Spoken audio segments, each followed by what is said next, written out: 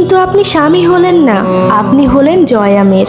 এত পাপ, এত নিষ্ঠুরতা, কোনো দিন শুধালেন না এসব দেখে ব্যথা পাও? কোনো দিন জানতে চাইলেন না আমার কাঠিন্যের নিচে নারীত্বের স্তর কতটুকু পুরু? কারণ আপনি নাকি আমার কান্না দেখেননি, তাতে বড় আফসোস আপনার। তাহাজ্জুদে বসে মালিকের কাছে কেঁদে মাতাল হয়ে আপনার ঘরে ফেরার সময় হবার আগেই কঠিন হয়ে বসে থেকেছি। আপনিও সমস্ত সীমা পেরিয়ে পাপ করে গেলেন। সেই সুবাদে ভেতরের নারী অন্তুকে হারিয়ে আমি হলাম শুধু একজন ভবিষ্যৎ আইনজীবী। তাই আপনিও শুধু আমজাদ আলী প্রামাণিকের প্রতিবাদী অন্তুকে দেখলেন।